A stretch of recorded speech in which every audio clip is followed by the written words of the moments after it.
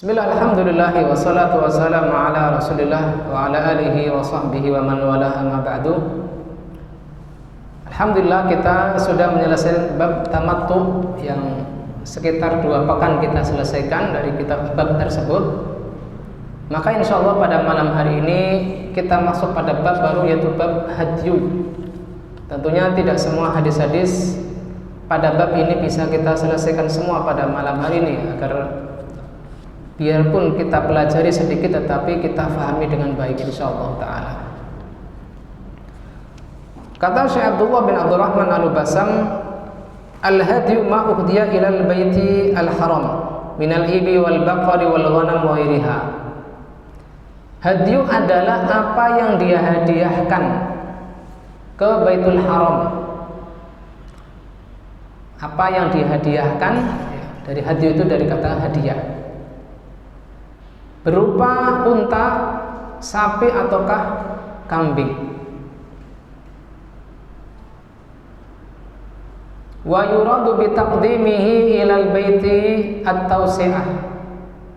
At-tawsi'atu wal ihsan ila jiranihi wa zairihi.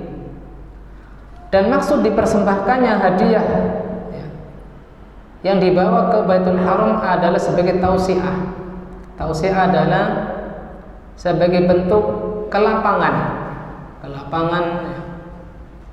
dan sikap ihsan, sikap baik kepada tetangga Masjidil Haram ataupun orang-orang yang mengunjunginya. Minal fuqara wal masakin, dari kalangan orang-orang yang fakir miskin. Wa huwa min afdalil qurbi 'inda Allah Ta'ala li'anna shadaqata wal infaqa min afdalil ibadat. Dan hadyu ini adalah termasuk ibadah yang paling afdal di sisi Allah. Termasuk ibadah yang paling afdal di sisi Allah Subhanahu wa taala, karena dia termasuk sedekah dan infak.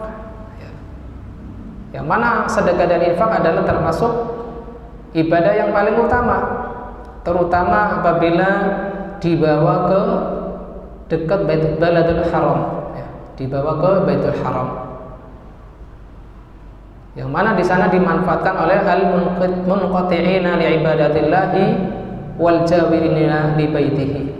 Dipersembahkan kepada orang-orang yang mengkhususkan waktunya untuk beribadah kepada Allah Ta'ala dan orang-orang yang tinggal di sekitar Baitullah. Kemudian pada hadis ke-229 di situ dikosongi, walaupun ketika saya cek di naskah yang lain yang ditahqiq oleh Syekh Yahya Al-Hajuri, kemudian Syekh Muhammad Al-Fiqi dan naskah yang dibawakan oleh Syekh Abdul Muhsin bin Muhammad Al-Qasim hafizallahu taala, pada nomor 229 ini rata-rata ada. Tetapi mungkin di sini naskah yang dibaca atau yang dikumpulkan oleh Syekh Abdullah bin Abdurrahman Al-Basam pada nomor 229 ini tidak ada. Kata beliau, saqata hadzal raqam min tarqimil muallif. Nomor ini terhapus. Wa qad asbasnahu mana'an lil khalal. Sehingga kami tetapkan di sini nomor 229 ini nomor hadisnya kosong. Adapun yang mirip sekali dengan penomoran yang ada di dalam Taisirul Alam adalah hadis Umdatul Ahkam yang disusun oleh Syekh Abdul Muhsin bin Muhammad Al-Qasim hafizallahu taala, yang dijadikan muqarrar bagi para peziarah umrah. Sebagainya dihadiahkan kepada kami ya. Anak dapat naskahnya itu dari Ustaz Ali Imran. Alhamdulillah, ketika beliau umrah saat itu, di antara hadiah yang anak terima adalah Umdatul Ahkam dengan tahqiq dari Syekh Abdul Muhsin Al-Qasim hafizallahu taala. Pada nomor 229 ini ada. Hanya saja mungkin beberapa hadis yang digabung oleh Syekh Abdullah di hadis-hadis terdahulu dipisah penomorannya di tahqiq Syekh Abdul Muhsin Al-Qasim hafizallahu taala. Baik, kita langsung masuk ke hadis 230 yang mana Al-Imam Abdul Ghani Al-Maqdisi rahimahullah ta'ala membawakan hadis dari Aisyah radhiyallahu anha. Beliau mengatakan, fataltu qalaida hadi Rasulillah sallallahu alaihi wasallam biyadi. Aku memilin kalung dari hewan hadi Rasulullah sallallahu alaihi wasallam. Fataltu itu bisa dimaknai memilin atau melingkarkan kalung pada hewan hadi Rasulullah sallallahu alaihi wasallam dengan tanganku. Summa asy'araha wa qalladaha. Lalu beliau mengisyar. Mengisyar itu menandai. Nanti akan dijelaskan di Gharibul Hadis. Lalu mengalunginya. Begitupun aku di sini Aisyah mengalungi hewan tersebut. Summa ba'atsa biha ilal bait. Lalu mengirimkan hewan tersebut ke Baitullah. Wa aqama bil Madinah. Sedangkan Rasulullah sallallahu alaihi wasallam saat itu masih tetap tinggal di Madinah, tidak langsung membawa hewan hadiyunya, dibawakan oleh sahabat yang lain. Fama haruma alaihi syai'un kana lahu hillun. Ya, tidak ada yang menjadikan beliau menjadi haram terhadap sesuatu apa yang sebelumnya halal. Artinya apa? Ketika beliau mengirimkan hewan tersebut, beliau belum masuk ihram. Artinya hal-hal yang diharamkan ketika ihram maka belum berlaku walaupun Rasulullah SAW saat itu sudah mengirim hewan hadyu. Kita masuk pada Gharibul Hadis. Yang pertama al-qalaid.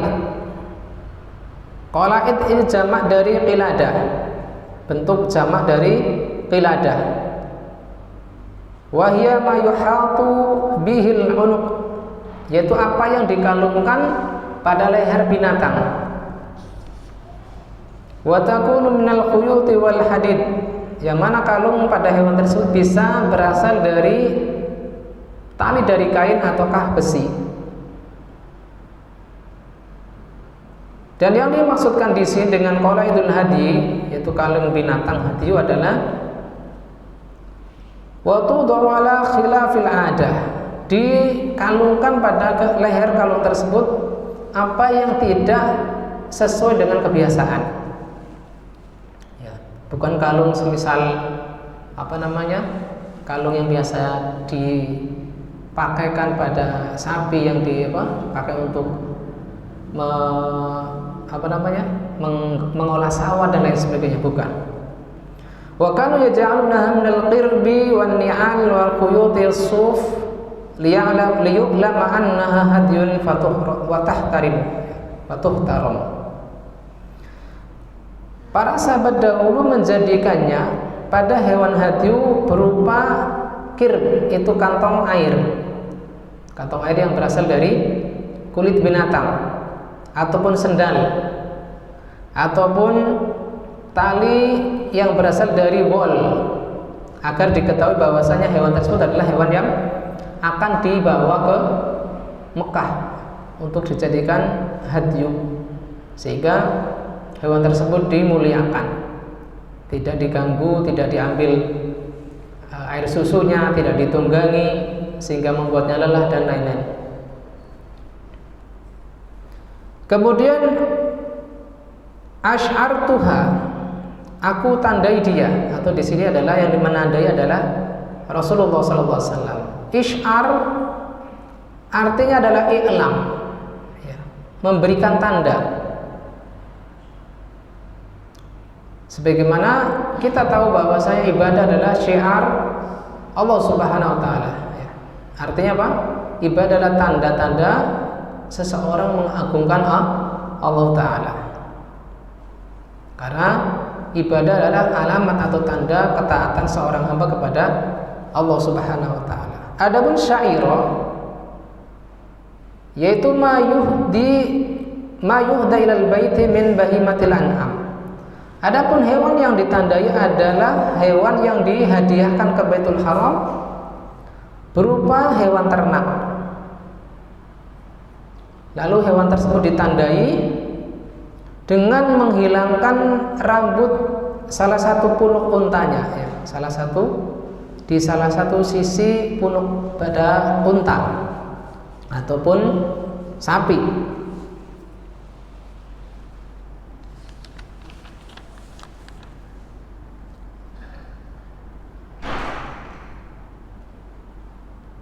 Wa qashtihi hatta yasilu minhu dam, atau bahkan digores pada kulitnya sehingga mengalir darinya sedikit darah.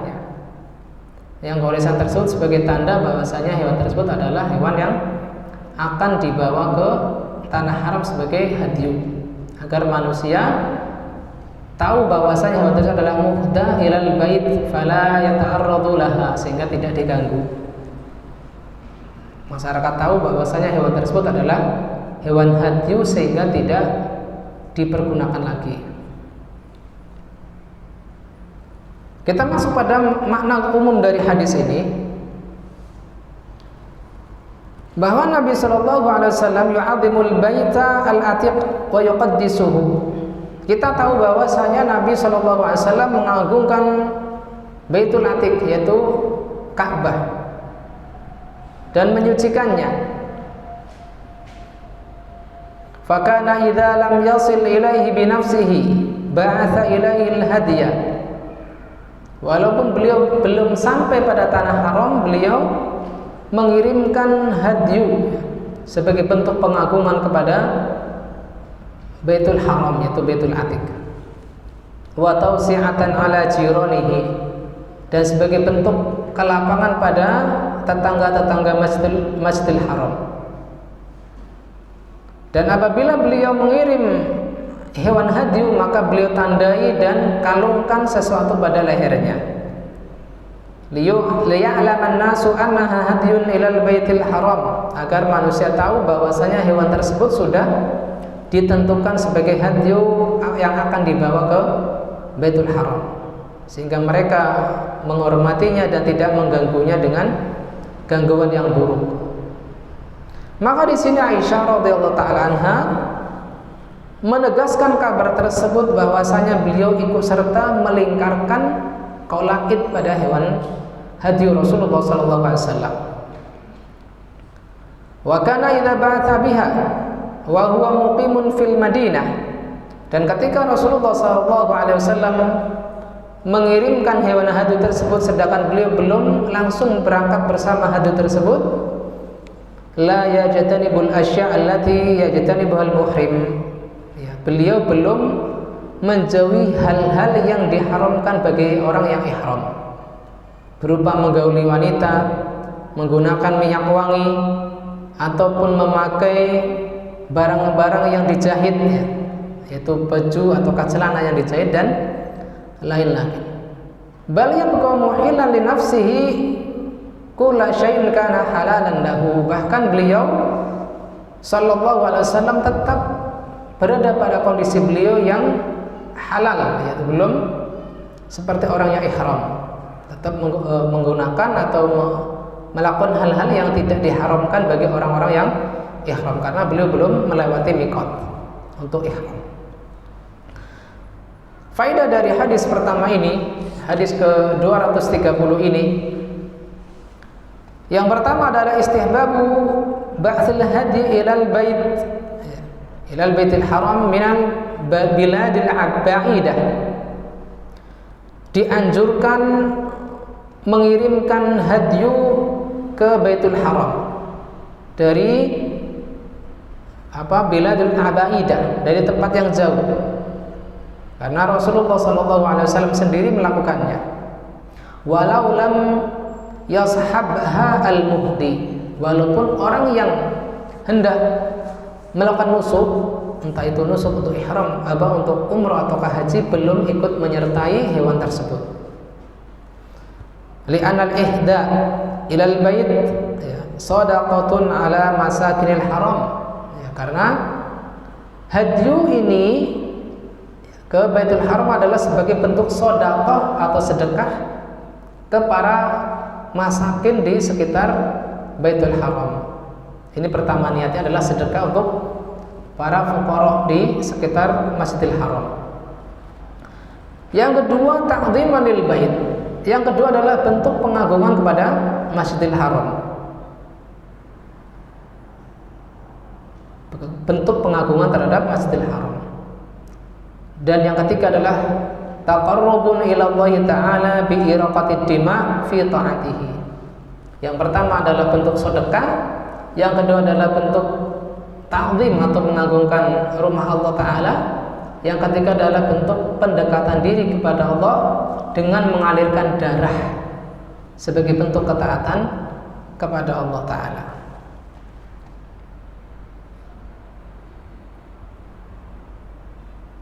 Tentunya apabila hewan tersebut dibawa dengan kita menyertainya, maka ini tidak mengapa. Sehingga tidak berarti terlarang apabila orang yang hendak nusuk itu berangkat belakangan. Kemudian faedah kedua, dianjurkan memberi tanda pada hewan hadyu, istihbabu isyaril hadyi wa taqlidihi bil qirbi wan ni'ali wa lihai syajar. Dianjurkan memberi tanda hewan hadyu dan mengalungkannya dengan sesuatu, entah itu dengan kantong air yang terbuat dari apapun, yang zaman sekarang ini banyak ya. Kalau zaman dulu kan terbuat dari kulit, lalu sekarang mungkin dari plastik dan lain-lain, atau dari bahan plat gitu kan, besi itu, atau dari sandal, ataukah dari kulit pohon, mimma huwa khilafu adatin nas, dengan hal-hal yang berbeda dengan kebiasaan masyarakat yang dikalungkan ke binatang, liya'rifuhu fayahtarimuhu, agar masyarakat ya, mengenali hewan tersebut ya, sebagai hewan khusus yang akan dibawa ke Masjidil Haram, dan mereka pun memuliakan hewan tersebut. Faidah ketiga, annal muhdi la yakunu muhriman bi ba'tsil hadyi. Orang yang mengirimkan hadyu tidak harus langsung ihram dengan pengiriman hewan tersebut. Li'annal ihrama huwa niyatun nusuk, karena ihram adalah niat untuk melakukan manasik, entah itu umroh ataukah haji. Yang keempat, annal muhdi la yuhramu alaihi aydan ma yuhramu alal muhrim min mahdhuratil ihram. Orang yang mengirimkan hewan hadyu tidak diharamkan padanya apa yang diharamkan kepada orang-orang yang ihram. Tidak diharamkan padanya hal-hal yang diharamkan bagi orang-orang yang ihram. Ya, misal tadi apa? Menggauli istrinya, menggunakan minyak wangi, menggunakan baju berjahit dan lain-lain. Al-Imam Ibnu Mundhir mengatakan, qala al-jumhur la yasiru bi taqlidil hadi muhriman. Tidak menjadikan seseorang yang mengalungkan sesuatu di leher hadyu dia otomatis dinyatakan sebagai orang yang ihram. Wala yajibu alaihi syai', maka tidak ada kewajiban sesuatu padanya.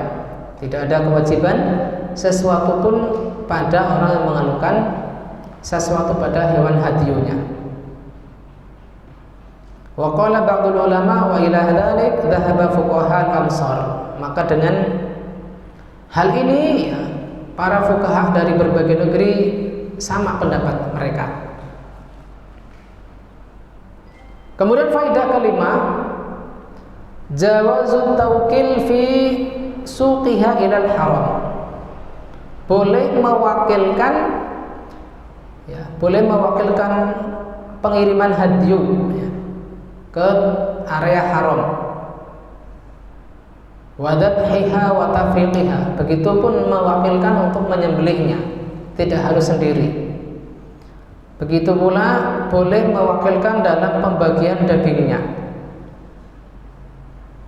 Ya, boleh mewakilkan membawa hewan tersebut ke tanah haram Boleh pula mewakilkan ketika menyembelih dan membagikan dagingnya.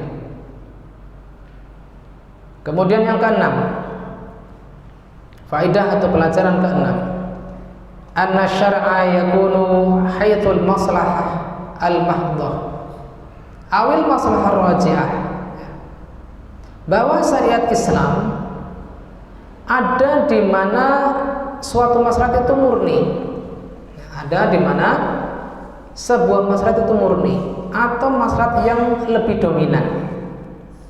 Ya, tidak ada syariat yang menjadikan seseorang itu jatuh pada kerugian, baik murni ataukah kerugian itu lebih dominan. Sehingga seseorang yang mengenali Islam hendaknya tidak ada rasa berat hati untuk mempelajarinya, untuk mengamalkannya. Karena Allah Subhanahu wa taala sendiri berfirman, al-yauma akmaltu lakum dinakum wa atmamtu 'alaikum ni'mati wa raditu lakumul Islam madinah. Pada hari ini telah aku sempurnakan untuk kalian agama kalian. Wa atmamtu 'alaikum ni'mati, dan aku telah menyempurnakan nikmatku pada kalian, yaitu nikmat Islam.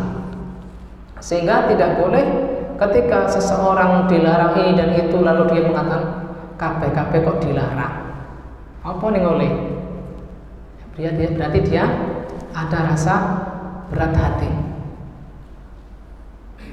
Padahal ketika Allah Subhanahu wa taala menginginkan hidayah, fa may yuridillahu ay yahdiyahu an yahsar sadrahu lil Islam.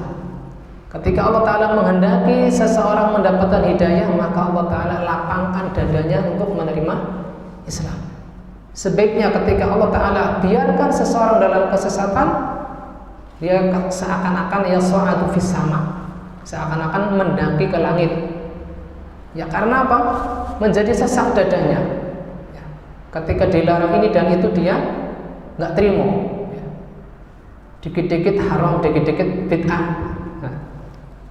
Maka di sini kita paham dari faedah keenam ini bahwasanya syariat ini membawa maslahat yang murni ataukah maslahat yang rajihah atau maslahat yang dominan, bukan membawa kepada madarat. Fa inna isy'ar al-ibil wal baqar al-muhda fihi ta'dhibun laha. Karena menandai unta ataukah sapi yang dijadikan hadyu, barangkali di sana ada sedikit kesulitan ya, menuntunnya. Kalau mungkin saat ini menggunakan mobil ya berarti mungkin sedikit berontak ya, sehingga harus dijaga biar tidak sampai jatuh di jalan dan seterusnya. Walakin maslahatu isyariha li ta'dhimiha wa idhari ta'atillahi fi ihda'iha rajihun ala hadil mafsadatil yasira. Akan tetapi kemaslahatan memberikan tanda pada hewan hadyu sebagai bentuk untuk mengagungkan Baitullah al-Haram dalam rangka ketaatan kepada Allah dengan membawa hadyu kepada Allah Ta'ala di tanah haram adalah lebih dominan daripada kesulitan yang sedikit. Kemudian yang ketujuh adalah annal afdal ba'athaha muqalladatan min amkinatiha la taqliduha 'indal ihram. Yang utama adalah mengalungi binatang tersebut dari tempat berasal, bukan ketika di miqat ya, la taqliduha 'indal ihram. Sebagaimana Nabi sallallahu alaihi wasallam mengalungi binatang tersebut langsung dari dekat rumah beliau, bukan harus membawa dulu ke miqat baru dikalungi, bukan. Litakuna muhtamiratan ala man tamurru bihi fi tariqiha, agar lebih dihormati ketika ada orang yang melewati binatang tersebut di jalan. Waliyahsulat tanafus fi anwa'i hadil qurbi al-muta'addi nafuha, dan agar orang-orang yang melihatnya itu lebih termotivasi untuk berlomba-lomba dalam berbagai bentuk kebaikan yang manfaatnya tidak terbatas untuk mereka sendiri. Ya, karena dengan membawa hewan hadyu akan dirasakan manfaatnya nanti di daerah sekitar Ka'bah al-Musyarrafah berupa makanan ya, untuk orang-orang miskin di sana. Baik, kita masuk ke hadis 231. Qala al-Imam Abdul Ghani al-Maqdisi rahimahullah ta'ala an Aisyah radhiyallahu ta'ala anha qalat ahda an-nabiy sallallahu alaihi wasallam maratan ghanaman. Aisyah radhiyallahu ta'ala anha mengatakan Nabi sallallahu alaihi wasallam pernah ya membawa hadyu berupa kambing. Pernah membawa hadyu berupa kambing.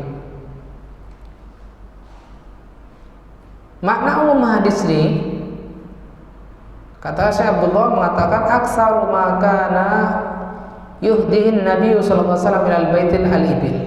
Kebanyakan apa yang dibawa Nabi sallallahu alaihi wasallam sebagai hadyu ke al-Baitul Haram adalah unta.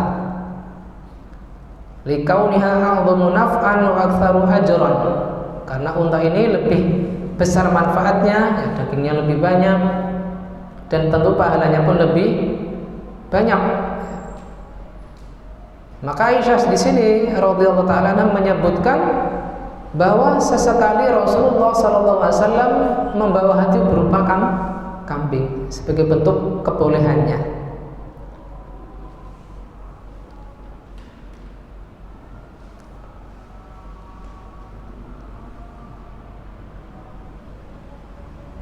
Sehingga ini menunjukkan kebolehan membawa hadyu berupa kambing, walaupun yang lebih utama adalah dengan unta ataukah sapi.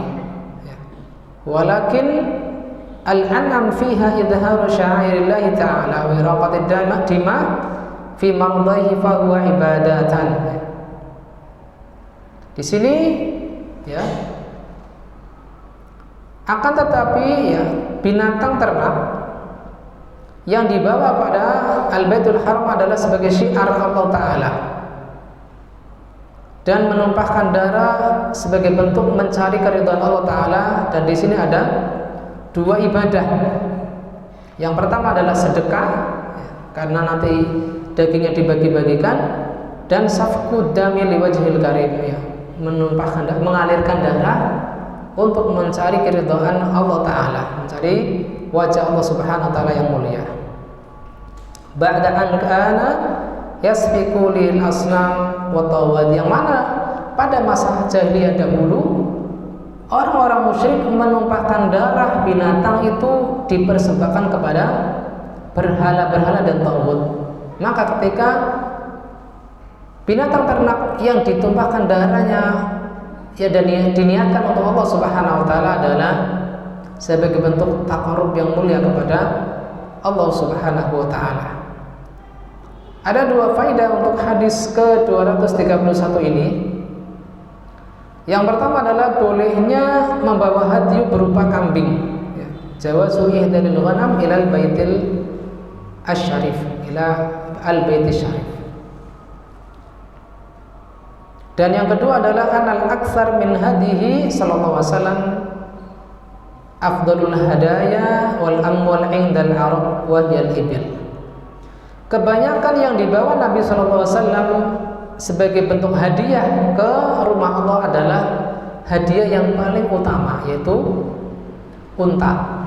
Hadiah yang paling utama dan harta yang paling berharga menurut bangsa Arab saat itu, yaitu unta. Demikian yang bisa kita bawakan sebelum kita mendengarkan adzan Isya. Fa insyaallah taala akan kita lanjutkan setelah adzan Isya hadis ke 232. Wassallallahu ala nabiyyina Muhammadin wa ala alihi wasallam.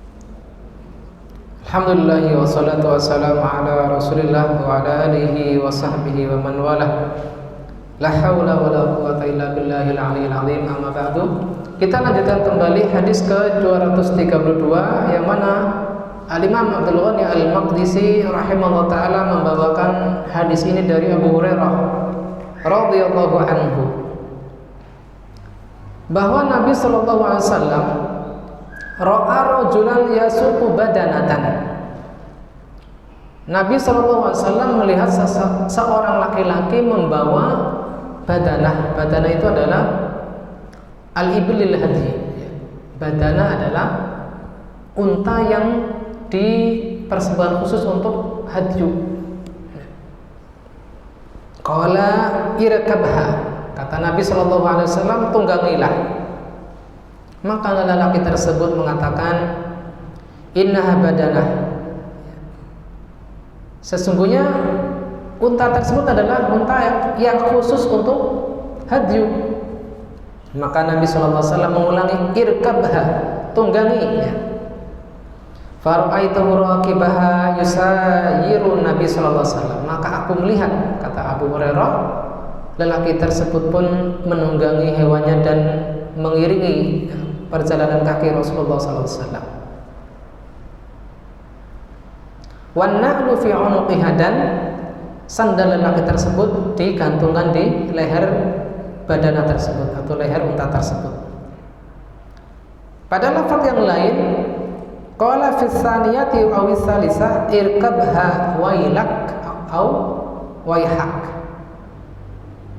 Jadi Nabi SAW mengulangi perintah kepada lelaki tersebut untuk menunggangi hewan untanya antara 2 sampai 3 kali. Sampai kata Nabi, wailak, nanti kamu celaka, atau waihak, kasihan kamu ya. Kata-kata asing dari hadis ini yaitu pertama adalah badanah. Badanah adalah tutlaq walal ibil wal baqar. Badanah bisa disematkan kepada unta atau sapi. Di azmi abdaniha wa dhakhamatiha.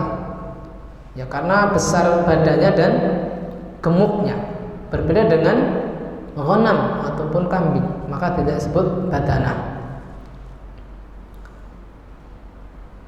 Yang dimaksud di sini adalah an-naqatul muhda ilal bait. Liyastaqimal jawab. Yang dimaksud di sini adalah unta yang dijadikan hadyu menuju Baitullah al-Haram, agar sesuai ataukah tidak rancu jawabannya.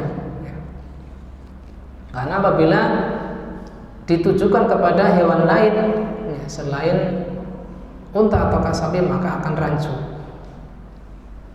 Kemudian wailak berasal dari kata al-wail, artinya adalah kecelakaan. Artinya adalah kecelakaan, yaitu kalimatun tusta'malu litaghdidi 'alal mukhatab, yaitu kalimat atau kata yang dijadikan untuk teguran keras pada lawan bicara. Biduni qasdi maknaha, ya, yang mana digunakan bukan sebagai bentuk yang sebenarnya, yaitu seperti bentuk mengutuk atau melaknat. Wa inna ma tajri ala alsinatil Arab, yang mana ucapan ini hanya ya diucapkan mengalir pada lisan-lisan orang Arab. Fil khitab liman waqa'a fi musibah fa ghadiba alaihi, digunakan untuk orang yang terkena musibah tetapi dia ngeyel tetap pada musibah tersebut, sehingga orang yang menjadi lawan bicara itu marah karena kengeyelan orang tersebut, sehingga kamu tuh pasti celaka kalau tetap demikian. Artinya di sini Nabi SAW menyuruh orang tersebut untuk menaiki untanya karena mungkin wallahu ta'ala alam Nabi SAW melihat orang tersebut kelelahan, yang apabila dia memaksakan terus berjalan menggiring untanya atau sapinya sampai ke tanah haram, dia tidak akan kuat, sehingga Nabi SAW memberikan keringanan untuk menaiki untanya. Adapun waihak kalimatun yu'ta bihadir rahmah warrasa lihadil mukhatab al-waqi' fi musibah. Sebaliknya waihak adalah kalimat yang digunakan untuk sebagai bentuk rahmat, kasihan. Warrasa bentuk simpati, kasihan kamu. terhadap kondisi lawan bicara yang sedang tertimpa musibah.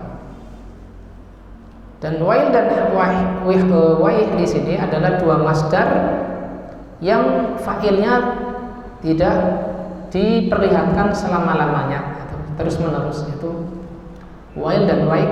Waih adalah dua masdar yang dalam tasrif fi'il itu yang fa'ilnya tetap diperkirakan secara tersirat, tidak dimunculkan dalam penggunaan bahasa Arab. Makna umum dari hadis ini, hadis ke-232 ini, ma'udiya ilal baiti illa la yantafi'u minhu syai'un ma'ada bil hajati ilaihi. Tidaklah sesuatu dihadiahkan ke Baitullah, la yantafi'u minhu syai'un ma'ada bil hajat, tidak boleh dimanfaatkan sesuatu ketika tidak dibutuhkan. Jadi pada asalnya hewan yang akan dijadikan hadyu itu tidak boleh ditunggangi, tidak boleh diperah susunya, li'annahu akhraja liwajhillah, karena orang yang mengeluarkan hewan tersebut dia mengeluarkannya untuk mencari wajah Allah. Fala yarji ilaihi, dan tidak akan dibawa pulang kembali. Fa in kana samma hajah ila rukubihi aw halabihi fala ba'sa madama dzalika la yadur. Madama dzalika la yadur. Tetapi ketika di sana ada kebutuhan untuk menungganginya ataukah untuk memerah susunya, selama ketika ditunggangi ataukah diperah susunya tidak membahayakan hewan tersebut, maka tidak mengapa. Oleh karena itu, ketika Rasulullah SAW melihat seorang laki-laki yang membawa badanahnya ataukah hewan untahnya, huwa fi hajatin ila rukubiha, yang mana Rasulullah SAW melihat lelaki tersebut ada kebutuhan untuk menungganginya karena kecapean mungkin, maka beliau memberikan keringanan dan bahkan memerintahkannya untuk naik pada hewan tersebut. Walikaunil hadyi mu'azzaman 'indahum la yataradu lahu. Akan tetapi karena orang-orang Arab saat itu yang mana membawa hadyu ini sudah menjadi kebiasaan mereka sebelum datangnya Rasulullah SAW, mereka tidak mau mengganggu hewan hadyunya, sehingga ketika diperintah oleh Nabi SAW mereka enggan untuk menungganginya. Alasannya adalah hewan tersebut akan dijadikan hadiah ke Baitul Haram, Maka Rasulullah SAW memberitahu irkabha wa in kanat muhdatan ilal bait. Naikilah walaupun hewan tersebut akan dijadikan hadiah ke Al-Baitul Haram. Maka Nabi SAW mengulanginya sampai 2 atau 3 kali. Irkabha mu'allawan lahul khitab, dengan disertai teguran keras, waihak au wailak. Faedah dari hadis ini ada sekitar 4 faedah. Yang pertama adalah ta'zimul Arab lil hadyi wa ihtiramuhu fi qulubihim, summa ja'a al-islamu fazada min ihtiramihi. Orang-orang Arab dahulu sudah mengagungkan atau memuliakan hadyu, hewan yang dihadiahkan khusus untuk ibadah nusuk. Ini artinya kebiasaan manasik itu sudah berjalan, sudah ada sebelum diutusnya Nabi Muhammad, walaupun berjalan di dalam kebiasaan jahiliyah, dipersembahkan untuk berhala di sekitar Ka'bah ataukah Taghut saat itu. Mereka memuliakan dalam hati-hati mereka. Maka tatkala datang Islam, bertambahlah pemuliaan mereka terhadap hewan tersebut ketika dihadiahkan khusus untuk Allah Ta'ala.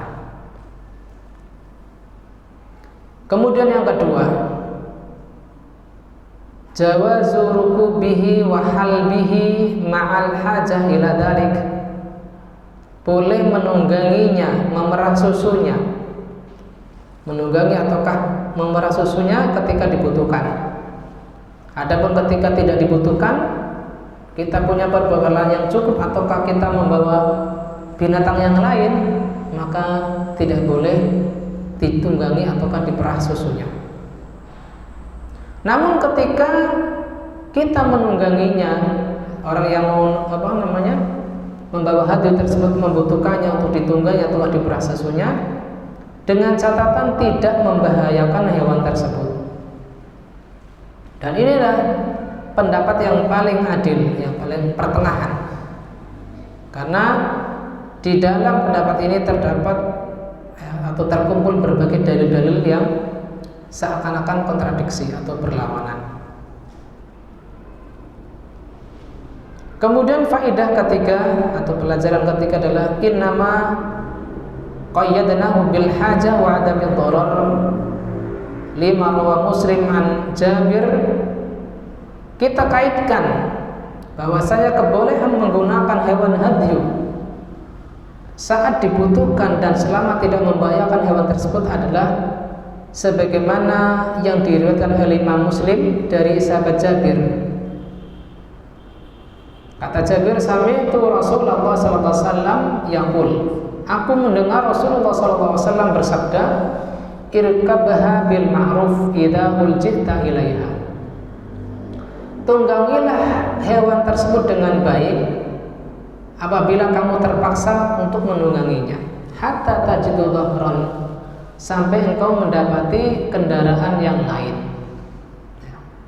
Artinya apabila sudah didapati kendaraan yang lain, hewan yang lain yang tidak dipersembahkan khusus untuk hadyu, maka kita pindah ke tempat lain, ke hewan yang lain. Atau saat ini ya mungkin mobil pickup terbuka dan seterusnya. Kemudian yang keempat, Al-Imam Bukhari mengambil faedah dari hadis ini dengan bolehnya memanfaatkan sesuatu yang diwakafkan oleh orang yang berwakaf. Jawazu intifa'il waqif biwaqfihi. Orang yang telah mewakafkan sesuatu kepada kaum muslimin, kepada Islam dan kaum muslimin, orang tersebut masih boleh memanfaatkan barang yang diwakafkan. Mengambil faedah dari hadis ini. Wallahu ta'ala alam bisawab. Demikian yang bisa kita bawakan malam ini ya. Walaupun ada tersisa sekitar 2 hadis lagi, tetapi ana rasa ini bisa kita bahas di pertemuan berikutnya insyaallah ta'ala. Demikian yang bisa kita bawakan. Barangkali ada pertanyaan selama